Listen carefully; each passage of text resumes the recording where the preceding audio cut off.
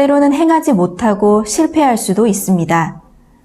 하지만 그러한 상황에서 좌절하거나 포기할 필요는 없습니다. 대부분의 수행자들이 겪는 것이기 때문입니다.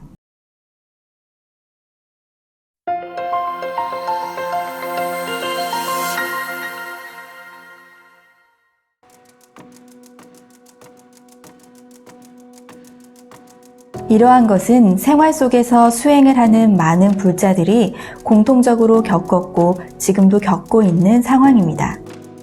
법문을 들을 땐 발심이 되는 듯한데 시간이 지날수록 그 마음이 흐지부지해지는 것이죠.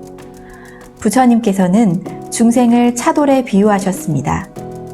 중생의 마음은 자기 중심적인 생각으로 단단히 뭉쳐져 있어서 어지간한 법문으로는 쉽게 깨지지 않기 때문입니다. 그러면 어떻게 해야 할까요?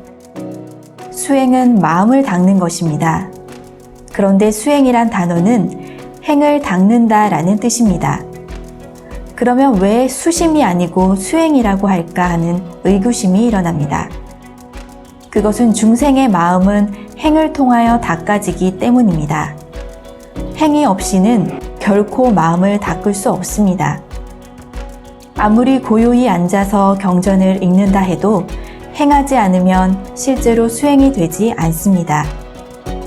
왜 이 세상에 육신을 가지고 태어나야 수행을 할 수 있는지, 육신이 없는 영혼들은 왜 수행이 어려운지 이제 분명해집니다. 육신을 가지고 뭔가를 해야 업이 소멸되면서 마음이 닦이기 때문입니다. 초심자는 우선 작은 것부터 행해야 합니다. 너무 큰 수행의 목표를 세우면 행하기 어렵습니다. 예를 들면 처음부터 보살행을 실천하겠다라는 거창한 목표를 세우는 것은 그리 현명한 방법은 아닙니다. 그보다는 좀 더 소박하게, 예를 들면 공손하게 사람들을 대한다거나 혹은 헐뜯고 비난하는 자신의 행동을 자제하려는 목표를 세우는 것이 좋습니다.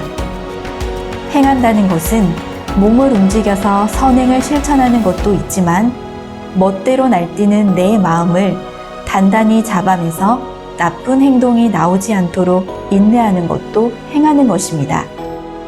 따라서 남을 위하여 작은 선행을 실천해도 좋고 아니면 탐진치로 인하여 요동치는 내 마음을 육신으로 제어하는 것도 좋은 수행이 됩니다. 이처럼 작은 것부터 스스로 행하지 않으면 법문을 들어도 그때뿐이며 일상으로 돌아오면 금방 잊어버리게 됩니다.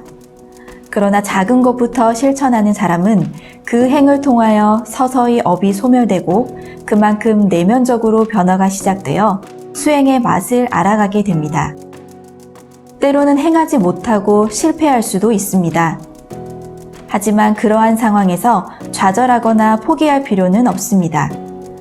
대부분의 수행자들이 겪는 것이기 때문입니다. 다시 시작하면 됩니다.